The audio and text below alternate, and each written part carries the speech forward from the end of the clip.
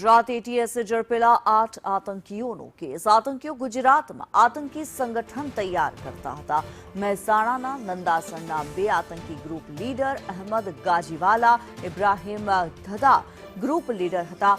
એટીએસે 14 દિવસના રિમાન્ડ મેળવી તપાસ શરૂ કરી છે। જૈશ એ મોહમ્મદ વતી વડોદરામાં મીટિંગ કરી હતી। વડોદરામાં મુલાકાત કરનાર વ્યક્તિની શોધખોળ શરૂ કરવામાં આવી છે। આતંકીઓની કારને લઈને એટીએસે તપાસ શરૂ કરી।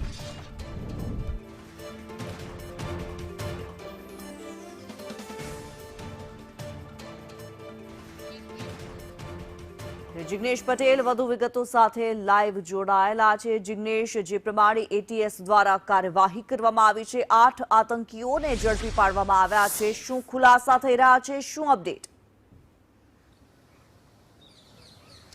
કિન્નરી, જૈશ એ મોહમ્મદ સાથે જોડાયેલા 8 આતંકીઓની ગુજરાત એટીએસે અલગ અલગ રાજ્યોમાંથી ધરપકડ કરી છે।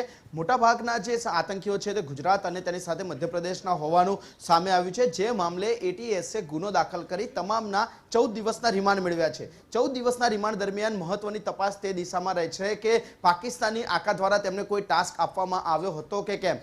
જૈશ એ મોહમ્મદનો ફેલાવો કરવો અને સાથે તેનો વિસ્તરણ કરવાની સાથે ગુજરાતમાં કોઈ ગુનાહિત કૃત્યને અંજામ આપવા કે આતંકી કૃત્યને અંજામ આપવાની કોઈ તૈયારી આતંકીઓ દ્વારા કરવામાં આવી હતી કે કેમ, તે તમામ મુદ્દે અત્યારે તપાસ ચાલુ છે। સાથે જ બીજી એક તપાસ તે મુદ્દે કરવામાં આવી રહી છે કે 3 લાખનું ફંડ મળ્યા બાદ જે ગાડી તેઓએ ખરીદી હતી તે ગાડી આખરે પોતાના નામે શા માટે કરવામાં ન આવી। કારણ કે દિલ્હી રેડ ફોર્ટ પાસે પણ જે હુમલા થયા હતા, જે બ્લાસ્ટ થયો હતો, તેમાં પણ ગાડી છે તે પોતાના નામે નહીં પરંતુ અન્યના નામે ખરીદી અને તેનો ઉપયોગ થયો હતો અને તેમાં બ્લાસ્ટ થયા હતા। માટે તેવા કોઈ મોડ્યુલને અહીંયા અંજામ આપવાની તૈયારી આતંકીઓ કરી રહ્યા હતા કે કેમ, તે મુદ્દે તપાસ શરૂ કરવામાં આવી છે। સાથે જ કડી કોર્ટમાં રજૂ કરી અને આરોપીઓના જે ગઈકાલે 14 દિવસના રિમાન્ડ મેળવવામાં આવ્યા હતા તેમાં ઘણા મહત્વના ખુલાસા થાય તેવી પણ શક્યતાઓ વ્યક્ત કરવામાં આવી છે। કારણ કે જે 19 વર્ષનો જે માસ્ટરમાઇન્ડ આખો જે ગ્રુપ લીડર છે તે અને તેની સાથે સંકળાયેલા અન્ય એક વ્યક્તિ આતંકી કે જે બંને એટલે કે અહેમદ ગાજીવાલા અને ઇબ્રાહિમ ગગા, આ બંને ગ્રુપ લીડર હોવાનું સામે આવ્યું છે અને બંને મૂળ નંદાસણના છે।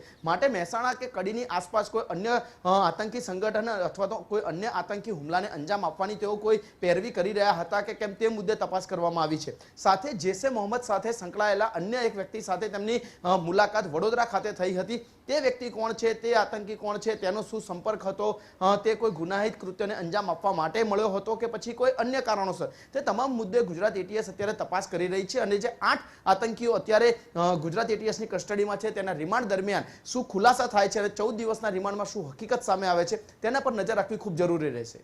જી, ધન્યવાદ જિગ્નેશ આ માહિતી માટે।